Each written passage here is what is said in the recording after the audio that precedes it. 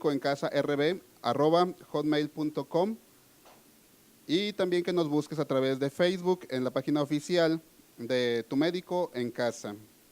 Gracias a todas las personas que nos han estado escribiendo, hemos estado ya contestando algunas de sus peticiones, de sus dudas, y pues en esta ocasión vamos a tener un programa muy interesante.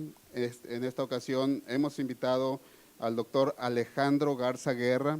Él es médico internista, actualmente presidente del Colegio de Medicina Interna del Estado de Nuevo León. Él nos va a hablar sobre síndrome metabólico. También tenemos a la doctora María Elena Benavides.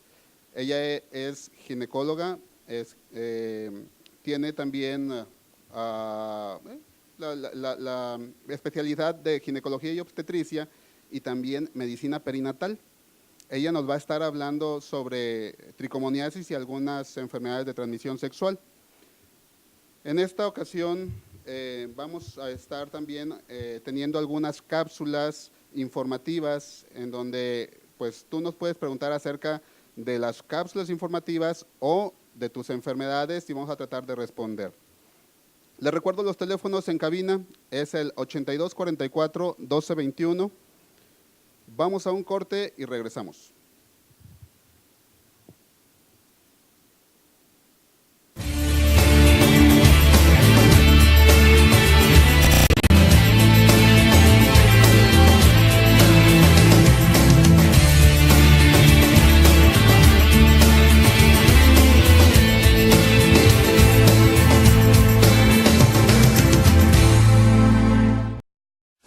¿Crees que porque escuchas noticieros o lees los periódicos estás informado? Es completamente al revés. Lo que ahí te dicen es una realidad falsa y distorsionada. Para que conozcas la verdad, sintoniza La Carta Robada. Todos los días a las 12 del mediodía en elregio.com.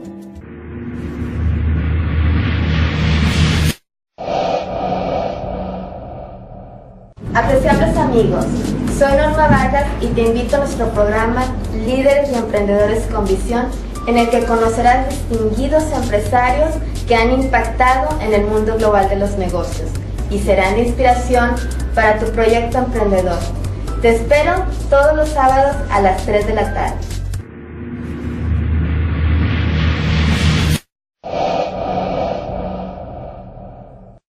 Hola, te invitamos a ver nuestro programa Mujeres Emprendedoras, de lunes a viernes de 11 a 12 del mediodía, donde encontrarás temas de interés para ti, como lo es salud, belleza, entretenimiento, cultura y encontrar todo lo necesario para salir adelante. Te esperamos por elregio.com. Hola, ¿qué tal amigos? Mi nombre es Rolando García y quiero invitarte a que no te pierdas mi programa Mundo Golf, que se transmite por regiovivo.com todos los miércoles en punto de las 10 de la mañana. Hablaremos lo más relevante del golf, nacional como el internacional.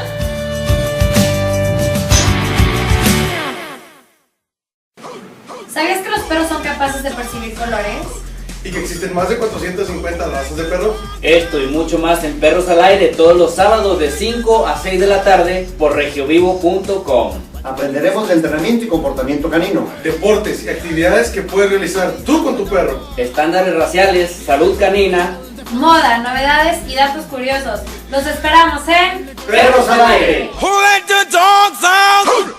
Te esperamos todos los domingos a partir de las 6 de la tarde a mi programa de Piña y Mambo por regiovivo.com.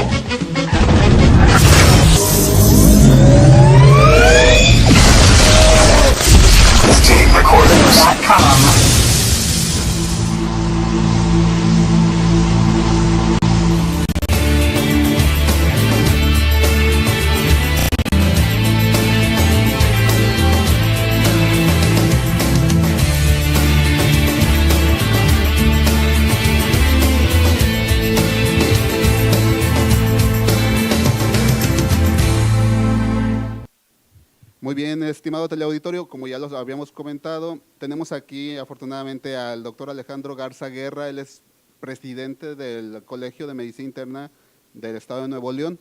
Buenas tardes, doctor, gracias por venir. Jaime, te agradezco la invitación, gracias a Regio Vivo y gracias al programa Tu Médico en Casa por la invitación. Sí, gracias, doctor Alejandro Garza. El doctor Alejandro Garza es médico internista.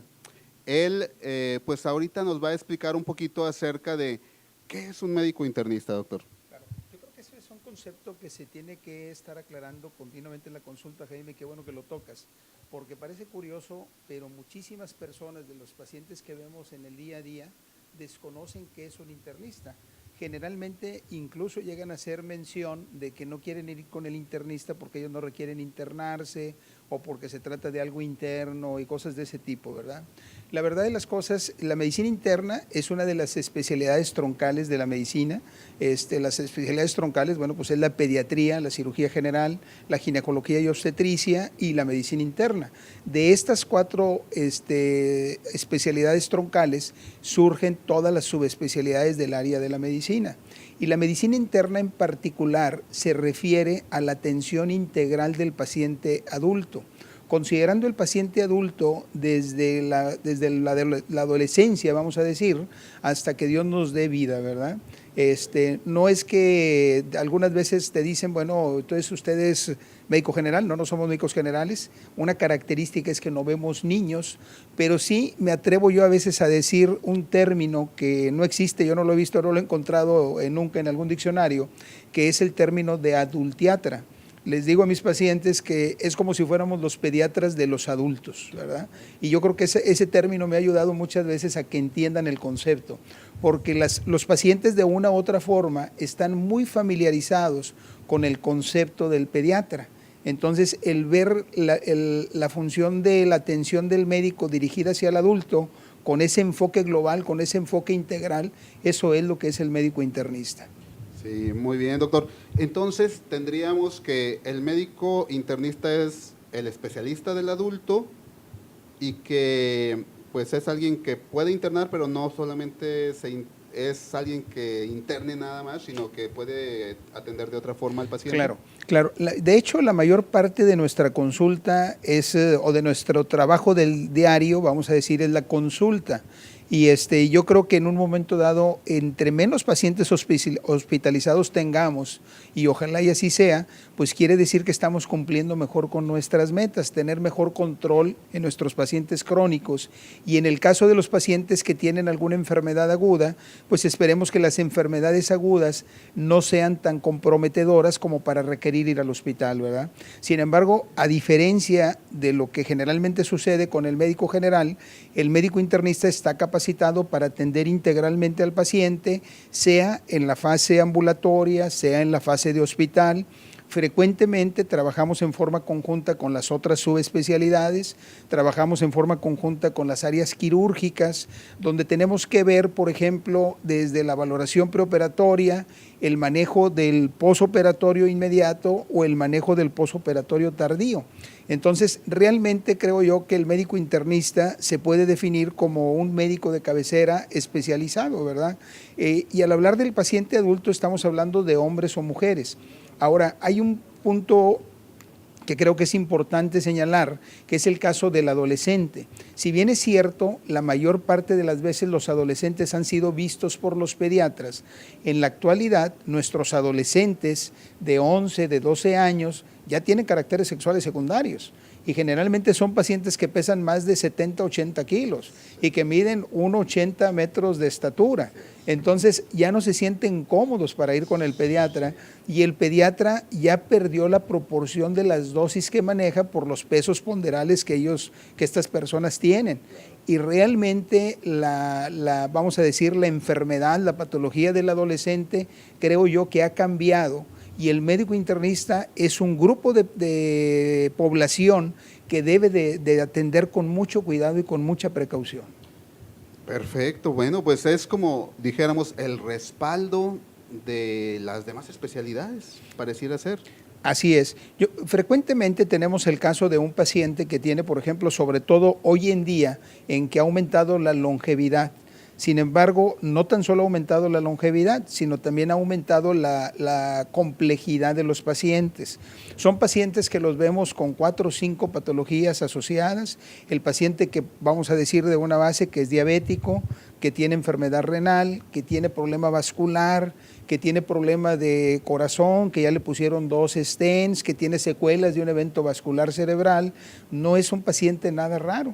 Y son pacientes que los vemos frecuentemente, donde muchas veces el subespecialista, pues obviamente él va a resolver el problema que él está enfocado y preparado.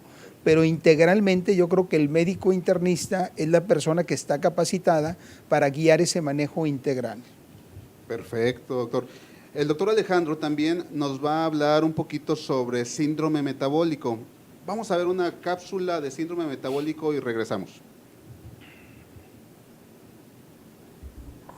El síndrome metabólico es el conjunto de factores de riesgo que suelen presentarse en forma simultánea, predisponiendo a la persona que lo presenta para desarrollar enfermedad cardíaca y diabetes mellitus, incrementando con esto la posibilidad de presentar complicaciones de estos padecimientos, como los infartos cardíacos y embolias cerebrales, entre otros. Estos factores de riesgo son hipertensión arterial, elevación de niveles de un tipo de azúcar que es la glucosa en la sangre, niveles sanguíneos elevados de un tipo de grasa llamada triglicéridos, bajos niveles sanguíneos de colesterol bueno, el llamado HDL, y exceso de grasa alrededor de la cintura. De acuerdo con lo publicado por el Instituto de Diabetes y las Enfermedades Digestivas y Renales, la causa de esto puede ser la resistencia a la insulina. Con esto nos referimos a la disminución del trabajo que puede realizar la sustancia llamada insulina, que es la que nos ayuda a convertir el azúcar que proviene de los alimentos en energía para nuestro cuerpo. Si usted tiene resistencia a la insulina, se acumula un exceso de azúcar en la sangre, produciendo las condiciones necesarias del cuerpo para la aparición de la enfermedad. Sin embargo, otros autores mencionan que el sobrepeso y la obesidad que se observa en nuestro país, especialmente en los estados del norte, tiene parte importante en el desarrollo de este padecimiento, que es preocupante y alarmante. En forma inicial, la aparición de estos factores de riesgo no tiene síntomas, por lo cual es necesario acudir con su médico para la realización de una revisión periódica de acuerdo a lo que él mismo indique. Para tu médico en casa, Lisette Ramírez. El síndrome metabólico es el conjunto de factores de riesgo que suelen presentar. Sí, bueno, pues como podemos ver, este síndrome metabólico es un problema complejo que se puede presentar en cualquier persona y que, bueno, pues las características, vimos un poquito acerca de esto, pero ¿nos puede ampliar la información, doctor? Sí, Jaime. Mira, yo quisiera comentar sobre todo, el síndrome metabólico es un término a lo mejor un poquito complejo para la población no médica, pero podemos señalarlo como la conjunción de varias enfermedades.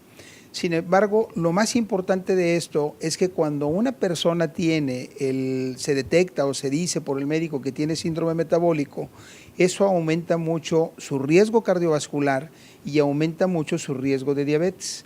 Señalo riesgo de diabetes porque no todos los pacientes que tienen síndrome metabólico de inicio tienen diabetes, sino que pueden tener algunas otras de las alteraciones que comentaban ahorita en la cápsula.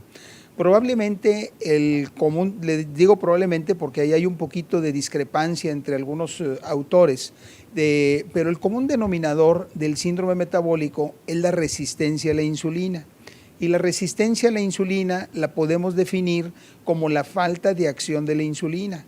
Todos nosotros, todas las personas, tenemos insulina que produce nuestro cuerpo, que produce el páncreas, particularmente a nivel de la célula beta. Y por algún motivo, y ese motivo generalmente viene a ser uno de ellos, por ejemplo, el sobrepeso o la obesidad, empieza a aparecer un fenómeno que se llama resistencia a la insulina. Y en eso consiste que la insulina que el paciente y la persona tiene circulante, pues no es lo suficiente para ser activa.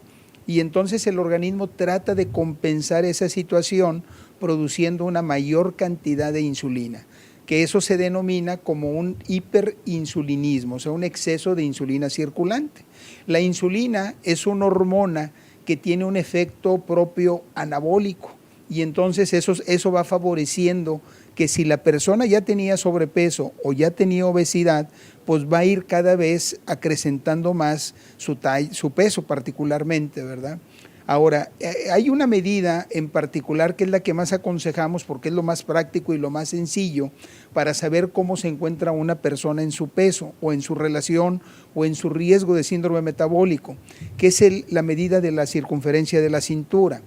La circunferencia de la cintura varía entre las diferentes poblaciones en el mundo, pero para nosotros, vamos a decir ubicados en los latinos, se recomienda que en el caso de la mujer la cintura no sea mayor de 80 centímetros y en el caso del varón que no sea más de 90 centímetros.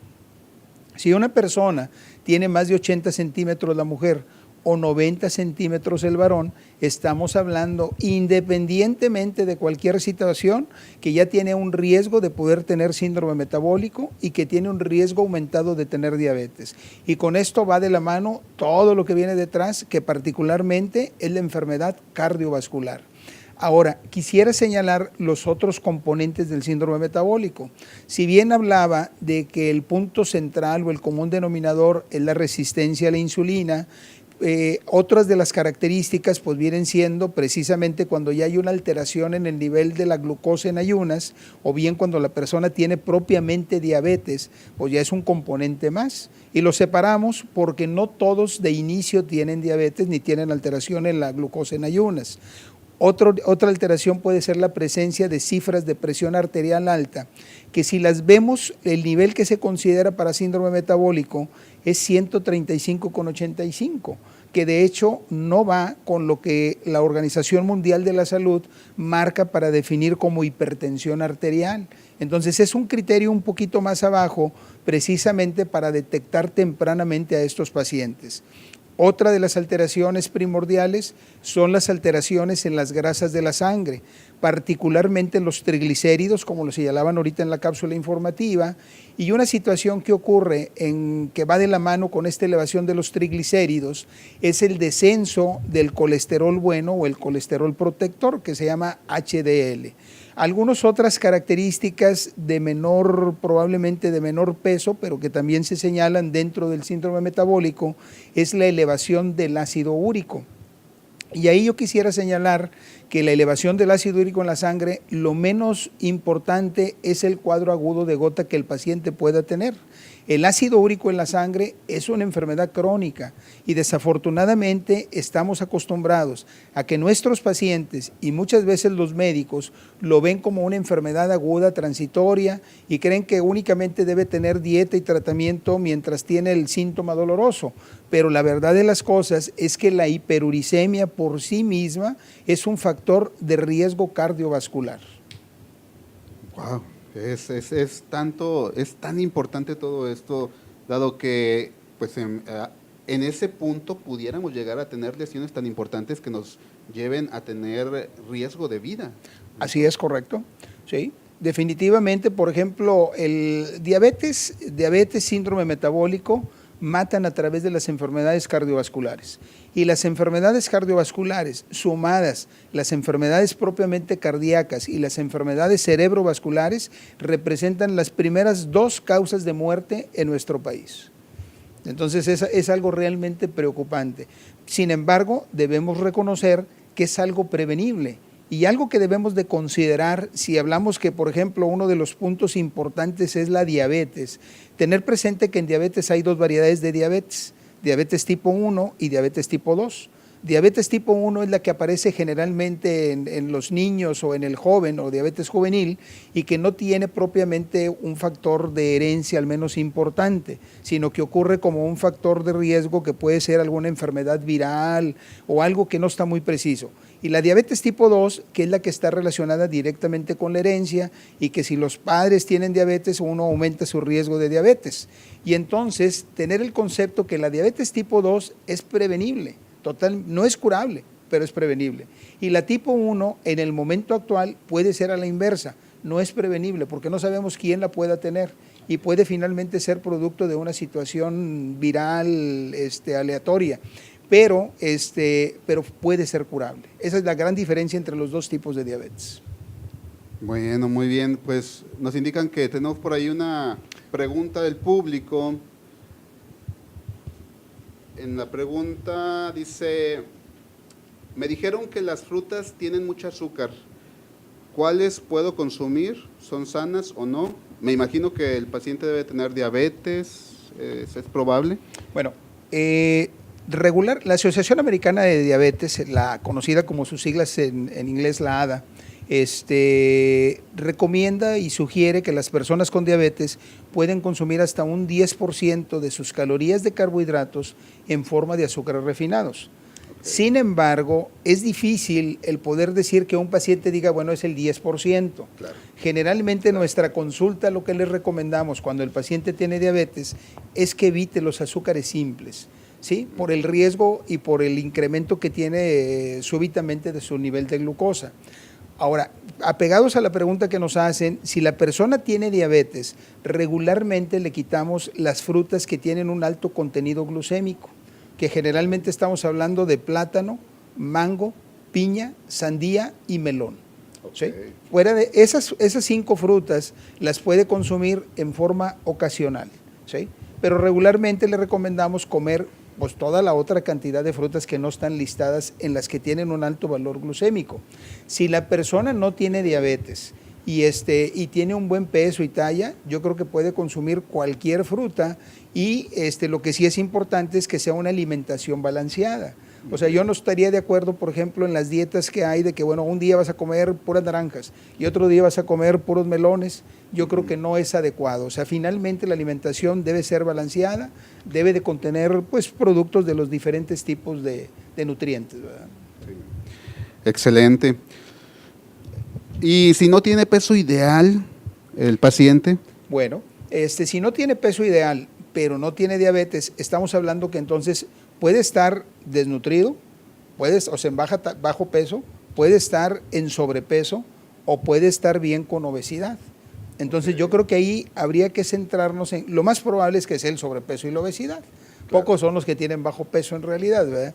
Pero yo creo que si estuviera en una situación de ese tipo, se recomendaría limitarlas, no evitarlas, pero sí limitarlas, porque al tener más contenido glucémico estamos hablando de un mayor contenido calórico. Sí. Las otras frutas que no estamos incluyendo en estas 5, que fueron plátano, mango, piña, sandía y melón, quiere decir que su contenido de agua es mayor y entonces el efecto calórico, el contenido calórico va a ser mucho menor, ¿verdad? Sí, nos indican que tenemos por ahí otra pregunta. Vamos a ver. ¿Qué alimentos contienen HDL? Ok, bueno, el HDL como tal, yo creo que no hay un alimento que lo contenga. El HDL es una fracción de lipoproteína que tenemos nosotros en el cuerpo y que es lo que conocemos como colesterol bueno, ¿sí? Hay algunos productos que en un momento dado, alimenticios, pueden ayudar a subir nuestro HDL. Sin embargo, debo reconocer que el efecto de esos productos es muy limitado. Lo que determina el nivel de nuestro HDL realmente es nuestra carga genética que tenemos, o sea, la herencia que ya tenemos marcada. Sin embargo, productos derivados del pescado o con contenido de aceite de pescado son los que en un momento dado nos pueden ayudar. Estos pueden ser a través del consumo natural del pescado o bien consumo de productos de omega 3, por ejemplo. Y la otra situación, que no es un alimento, pero que es una situación muy recomendable, es el ejercicio. El ejercicio nos ayuda a incrementar el HDL y debemos de tener presente que el ejercicio es para todos. O sea, no hay persona que no esté en condición de poder hacer ejercicio. Les digo yo que el ejercicio lo adecuamos a las condiciones del paciente. Habrá personas que sí pueden hacer 30 minutos diarios, 5 veces a la semana, que te alcanzan el estándar de recomendación de 150 minutos por semana. Sí. Pero hay pacientes que tienen 70, 80 años, que a lo mejor ellos pueden hacer 3 minutos de caminata en la mañana, 3 minutos de caminata al mediodía y 3 minutos de caminata en la tarde dentro de su casa. en una área que sea segura para ellos, que no haya irregularidades, que el piso esté plano, que el área puede ser alrededor del comedor, en la estancia, en algún lugar de la casa, ¿verdad? Pero yo creo que siempre es importante el ejercicio. Perfecto. Muy bien, pues doctor Alejandro Garza, todo esto que nos comenta es parte de la vida diaria de todas las personas. Creo que la mayoría necesitamos un poquito más de ejercicio, un poquito menos de grasas, un poquito más, incluso el tener un chequeo médico, ¿no es así, doctor? Claro. Yo creo que es muy importante, o sea, el check-up, como se ha dicho, siento yo que se ha comercializado más que verlo desde la esencia propia del médico. Es muy frecuente ahorita, por ejemplo, ves anuncios en el periódico, en la misma televisión sobre check-ups. Sin embargo, creo yo que la persona más calificada para hacer un check-up de un paciente es su médico personal, porque el check-up debe ser orientado en base a los antecedentes familiares del paciente, a los antecedentes laborales, ocupacionales, a los hábitos que tenga el paciente, a los antecedentes personales patológicos que él tenga, y nadie mejor que su médico va a conocer esa situación y podrá decir, bueno, este paciente está dentro de este tipo de riesgo y requiere este tipo de estudios para evaluarlo periódicamente. Entonces, yo invitaría más que los check-ups sean dirigidos por su médico personal. Perfecto. No, bueno, muy bien. Pues entonces, tenemos ya todo esto que nos ha dicho el doctor. Si tienen alguna otra pregunta, les haríamos la invitación a que nos escribieran a tumedicoencasa@hotmail.com y a que, pues bueno, también nos busquen en la página de Facebook para poder tener una respuesta a sus preguntas. Vamos a un corte y regresamos con la doctora María Elena Benavides y el título de tricomoniasis y algunas enfermedades de transmisión sexual. Vamos a corte.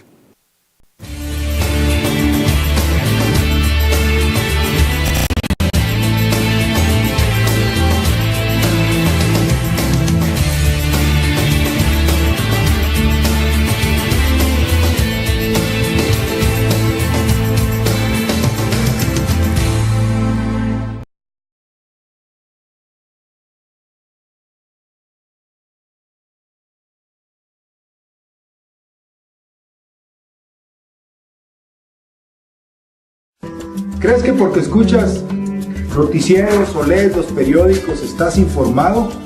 Es completamente al revés. Lo que ahí te dicen es una realidad falsa y distorsionada. Para que conozcas la verdad, sintoniza La Carta Robada. Todos los días a las 12 de mediodía en elregio.com.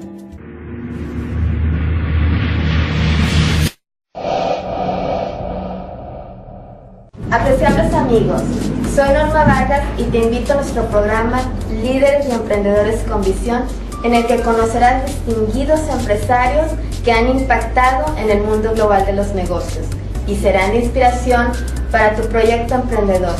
Te espero todos los sábados a las 3 de la tarde.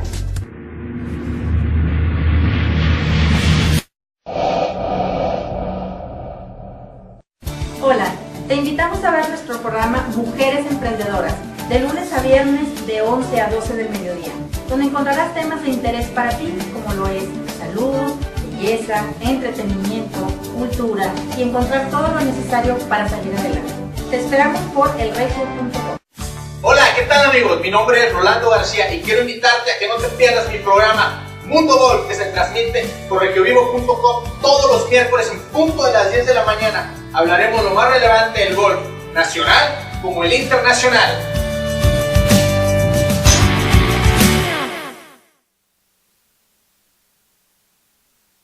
En casa, estamos con la doctora María Elena Benavides y el doctor Alejandro Garza. La doctora María Elena Benavides en un momento más nos va a hablar un poquito sobre la prevención y un poco más acerca de algunas enfermedades de transmisión sexual, especialmente tricomoniasis. Este tema, pues recibimos una llamada en donde nos sugerían tocar el tema para algunos de nuestros programas. Vamos a una cápsula informativa sobre este tema y regresamos.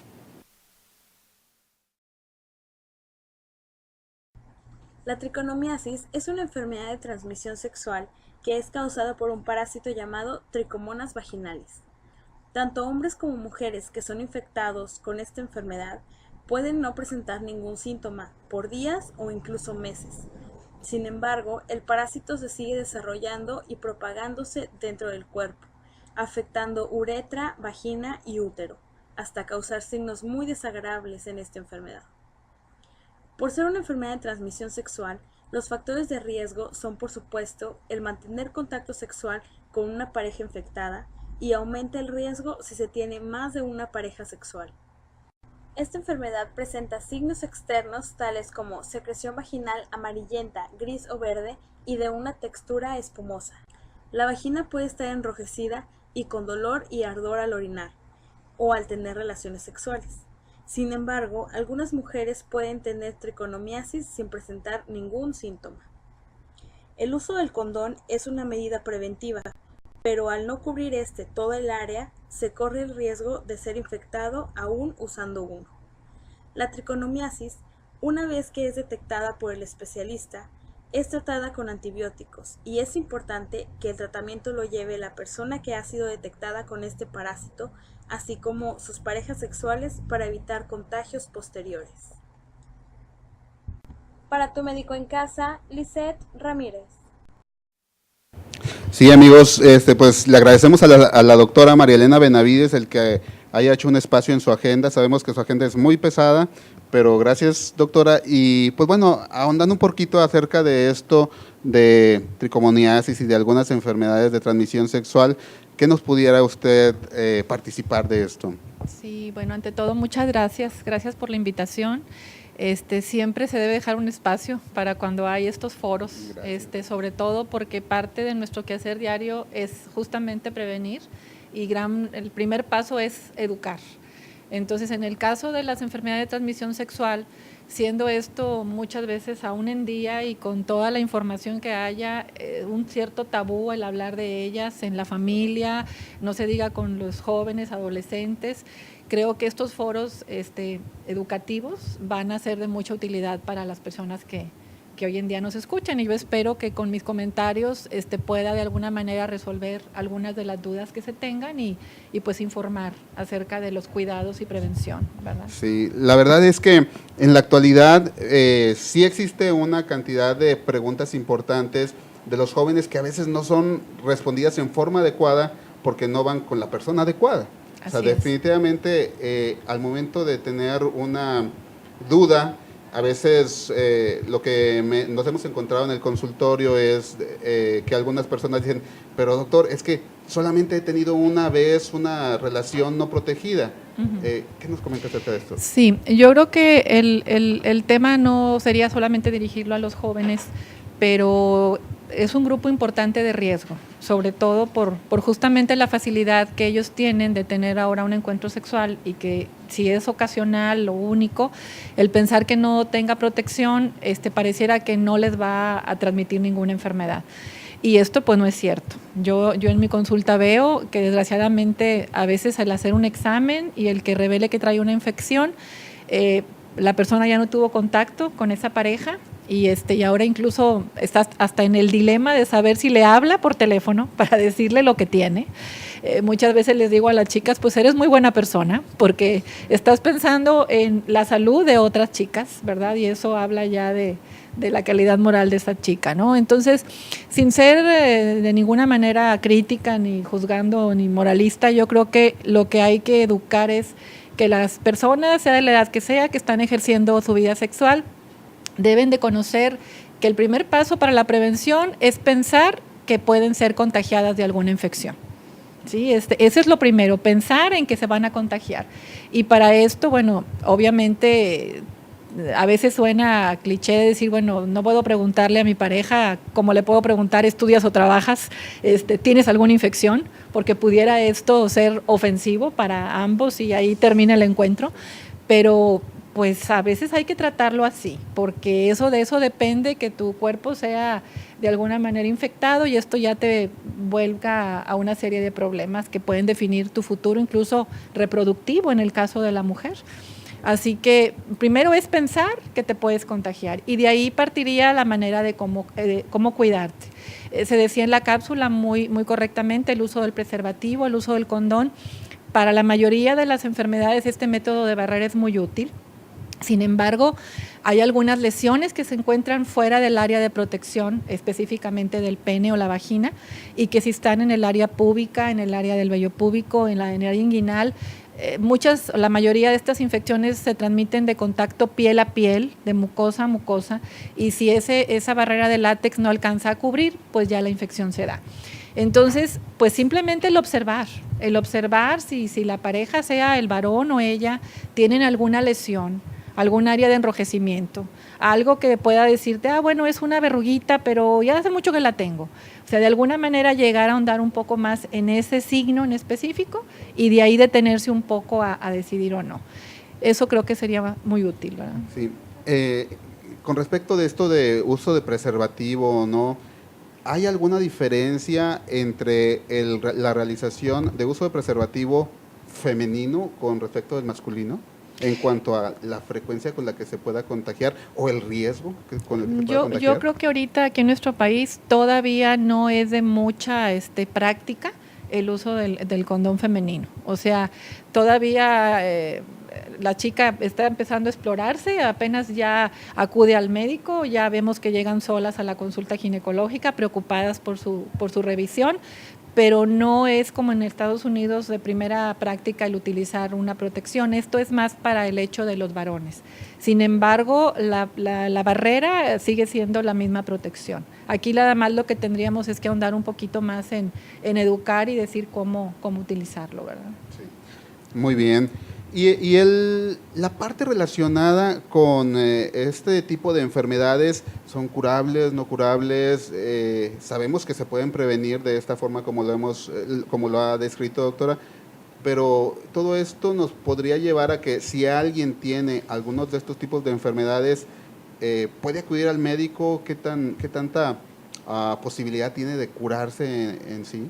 Sí, yo creo que la cápsula nos pasó realmente una información muy importante porque la mencionada tricomoniasis es una de las infecciones de transmisión sexual la más frecuente asintomática.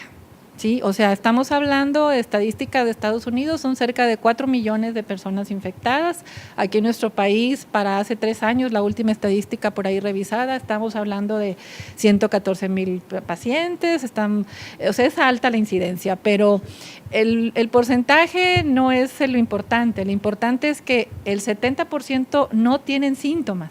Solamente un 30% te da el síntoma. Entonces, quiere decir que lo que se mencionó del ardor urinario, el enrojecimiento en los genitales, la molestia al tener la relación sexual, la picazón, todos estos síntomas que a lo mejor no sabes qué tipo de infección tienes, pero te permite acudir a consulta, solamente lo tienen 3 de cada 10 personas. Esto nos lleva a que la pregunta sería contestada, hay que teniendo vida sexual activa, hay que ocurrir con el médico por lo menos 2 veces por año. En una de esas visitas se tomarán las muestras, porque esto es la forma como nos podemos nosotros encontrar a este protozoario ahí descrito como Tricomona vaginalis. Porque ya el tener el síntoma, el flujo amarillo verdoso, de un olor fétido, el ardor en los genitales, en el caso del varón es un poco menos frecuente la sintomatología. Este tipo de gérmenes habitan más en las mucosas vaginales. Sin embargo, el varón sigue siendo portador igual, ¿no? Pero lo importante sería acudir a consulta y con un examen se pueden detectar este tipo de infecciones, estas o cualquier otra, ¿no? Muy bien. Pues tenemos por aquí una pregunta que nos hacen por Facebook. Wow, 3 preguntas. Nos preguntan, ¿me puedo contagiar probándome ropa? No. Este tipo de gérmenes son muy lábiles, muy frágiles a los cambios de temperatura, al calor, tienen su avidez por las mucosas. Entonces, el probarse ropa, obviamente la mayoría de las tiendas departamentales no te permiten probarte ropa interior. Claro. Y eso, bueno, ya es una protección higiénica que uno no lo haga, aunque te lo permitieran. Sí. Pero la facilidad de contagio de esa forma no. Es más que nada, como les decía, es piel a piel a través de las mucosas. La tricomona en especial es más que nada en el área vaginal o peniana. Ya otro tipo de infecciones como micosis, como el hongo, como la cándida, sí puede abarcar área genitourinaria, mucosa oral, etcétera, ¿no? Ok. Nos preguntan también, ¿cómo evito contagiarme si tengo más de una pareja sexual? Creo que más o menos ya habían comentado algo de eso, pero si gusta comentar acerca de eso. Sí, yo creo que ese sería un factor de riesgo. Un factor de riesgo que desde el momento que vaya a la consulta, porque lo primero que hay que hacer es hacerse un examen y detectar si hay alguna infección en esa chica, ¿no? Y si tiene más de una pareja, se requiere invariablemente el uso del preservativo. Ahora, el hecho de que se tenga una práctica sexual con varias parejas, también es importante que las revisiones sean más frecuentes, porque el periodo de incubación de muchos de estos gérmenes, los virales o en este caso la tricomoniasis, va desde 5 hasta 28 días. Entonces, si se tiene un encuentro sexual una ocasión y después a los 3 días se tiene otro, realmente no sabemos y sin protección dónde estuvo el contagio, ¿verdad? Porque la manifestación de la enfermedad puede aparecer hasta cerca de un mes después. Entonces, aquí lo correcto es tener la protección y acudir, ¿verdad? Sí, qué preocupante suena eso, ¿no? O sí, sea, así es. Parece fácil ejercer una vida sexual libre, activa. Yo creo que eso ya nada más te confiere una gran responsabilidad, ¿verdad? Claro. Hay otra pregunta y nos dicen, ¿cómo diferenciar una infección vaginal común? Bueno, está como que muy abierto esto. Sí, lo que pasa es que, escogimos lo más importante, las de más importancia, sobre todo porque, como decía, no dan síntomas. La tricomoniasis, también se habla del virus del papiloma humano, muy, muy de moda ahorita en cuanto a esto, por la vacuna que hay para prevención. Pero hay otro tipo de infecciones vaginales que nuestra persona que pregunta la pone como infección común. Y lo que pasa es que hay cambios hormonales, y esto es muy frecuente, que pase, y lo vemos en las niñas, adolescentes, adultas jóvenes, no se diga en otras etapas de la reproducción o ya después en la menopausia, en donde el cambio hormonal por sí mismo te altera la flora vaginal y entonces eres presa de lo que llamamos microorganismos oportunistas. Y entonces puede haber un hongo, puede haber una garnerela, otro tipo de bacterias que no estarían ahí si nuestro sistema de defensa las echara fuera. Y entonces ahí es donde viene el uso de los pantalones ajustados, la ropita de seda, muchos desodorantes íntimos con cosméticos, con Sprite, que mueven nuestra flora. El uso de múltiples antibióticos, si yo tengo una chica que a lo mejor por una condición de enfermedad, es diabética o tiene un problema renal, está con múltiples antibióticos, pues va a curar su problema de base, pero va a barrer su flora vaginal y ella puede tener esa infección vaginal común. Entonces aquí lo que hay que hacer es aumentar su sistema de defensa, quitando esos factores, utilizando un jabón neutro, algo ahorita. Hay muchísimos productos en venta en cuanto a la higiene íntima, pero lo que los ginecólogos más recomendamos es lo que te lleve al pH normal que debe tener tu zona vaginal para que esté en equilibrio y no tengas problemas de infecciones agregadas. Perfecto. Algo que nos quisiera concluir, doctora, así en unas pocas palabras, que se lleve el auditorio como prevención o algunas cuestiones de este tipo. Sí, yo pienso que lo más importante es justo pensar en que tienes una vida sexual y que puedes tener alguna infección, que puede ser la común, como mencioné ahorita, por un cambio hormonal, puede ser ya una infección de contagio, pero todo esto tú sola no vas a poder detectarlo y lo peor es que te empieces a multitratar. Porque ya cuando llegan al consultorio a veces ya han pasado por 3 o 4 medicamentos que son autorrecetados y entonces ya la reacción ahí dermatológica de esa zona ya no sabes si así estaba o se fue ocasionada por los gérmenes. Y creo que un mensaje sería no nada más el que puedas adquirir una infección de contagio que te lleve a tener un virus del papiloma que sea relacionado con el cáncer, sino también tu vida reproductiva. Hay gérmenes que te van infectando, te hacen una infección pélvica y que luego se pueden asociar con problemas de infertilidad. Es decir, ya lo ves después cuando no puedes tener los bebés, que te empiezas a hacer tu historia clínica y resulta que tuviste problemas de infecciones pélvicas de muy difícil tratamiento. Eso y lo que se pueda transmitir perinatalmente a los bebés. Partos prematuros, enfermedades que ocasionan por haber tenido una infección ahí latente que de alguna manera no se trató a tiempo, ¿verdad? Okay. Pues amigos, al parecer responsabilidad es la palabra más importante en este tema. Y doctor Alejandro Garza, algo que nos quisiera concluir acerca del tema de síndrome metabólico. Pues yo quisiera invitar a las personas que nos están recibiendo por Facebook o por internet o demás, invitarlos a tomarse la presión arterial, a medir su cintura. Si es mujer y mide más de 80 centímetros, está en riesgo de síndrome metabólico y de diabetes. Si es hombre y mide más de 90 centímetros, está en riesgo de diabetes y síndrome metabólico. Invitarlos a verificar su glucosa en ayunas, no sé, vamos a decir una persona mayor de 30 años, por lo menos lo debería de ser una vez cada 2 años, si es mayor de 40 años debería ser una vez al año esto. El examen de los lípidos a partir de los 30 años de edad, si no hay antecedentes de enfermedades primarias, de desorden de los lípidos en la familia, y invitarlos a tener una buena alimentación y hacer ejercicio. Yo creo que hay un dicho que dice, somos lo que comemos menos lo que nos movemos. Si no hacemos ejercicio, vamos a hacer únicamente lo que comemos. Okay. Pues muchísimas gracias. Quiero agradecerles a la doctora María Elena Benavides y al doctor Alejandro Garza el que hayan estado con nosotros e invitarles a todos ustedes, amigos televidentes, a que nos escriban a tumedicoencasa@hotmail.com y a que nos busquen en Facebook en la página de Tu Médico en Casa. Tengo un último anuncio en donde se va a llevar a cabo el Día Mundial de las Hepatitis Virales. Esto es en el Hospital Universitario, en el auditorio número 3 del edificio de Cardiología. Eso es el día 26 de julio del 2014, o sea, ya en algunos días más, y esto va a haber algunas conferencias para público en general. Ok, pues muchas gracias a todos y los esperamos en la siguiente edición de tu programa, Tu Médico en Casa. Gracias, saludos a todos.